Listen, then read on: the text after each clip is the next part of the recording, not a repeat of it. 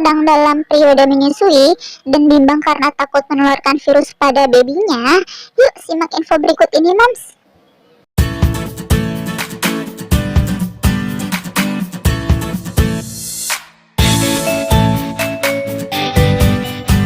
Moms, di sini saya akan menjelaskan tentang rekomendasi ibu menyusui yang baik dan benar menurut POGI, Persatuan Obstetrik Ginekologi Indonesia tahun 2020.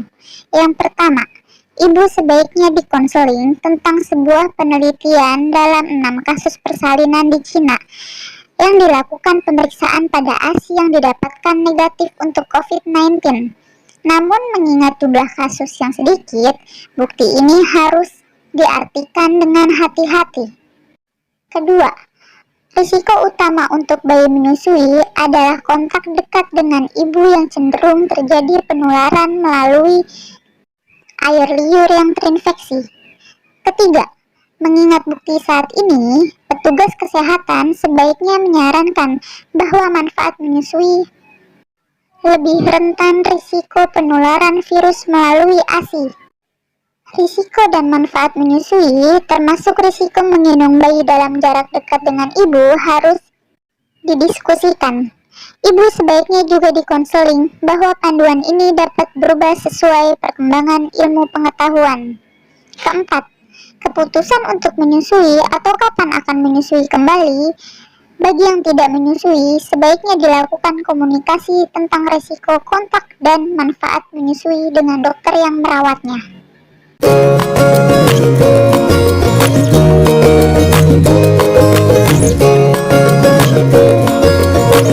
Yang kedua nih Moms, saya mau menjelaskan tentang rekomendasi untuk ibu yang memerah ASI.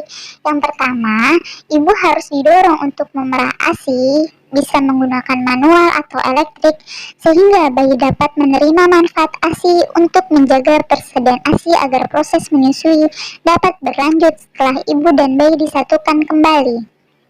Jika memerah ASI menggunakan pompa ASI, pompa harus dibersihkan dan disterilkan dengan sesuai.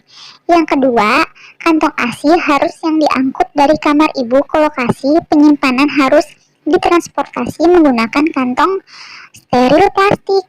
Kondisi penyimpanan harus sesuai dengan kebijakan dan kantong ASI harus ditandai dengan jelas dan disimpan dalam kotak wadah khusus sehingga terpisah dengan kantong ASI dari pasien lainnya.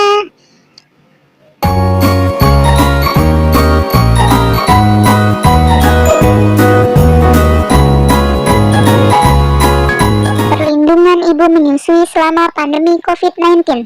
Pemerintah Provinsi DKI Jakarta tidak menyarankan para ibu hamil dan menyusui untuk melakukan berbagai kegiatan di tempat umum. Lebih lanjut, berikut adalah beberapa hal lain yang harus dihindari.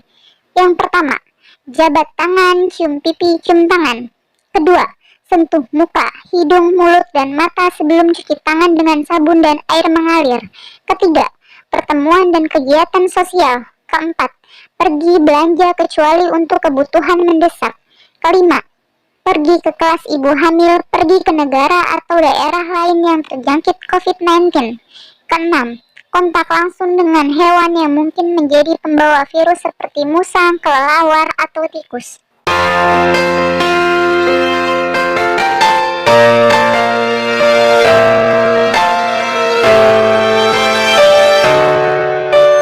Tindakan pencegahan untuk membatasi penyebaran virus ke bayi pada ibu yang ingin menyusui.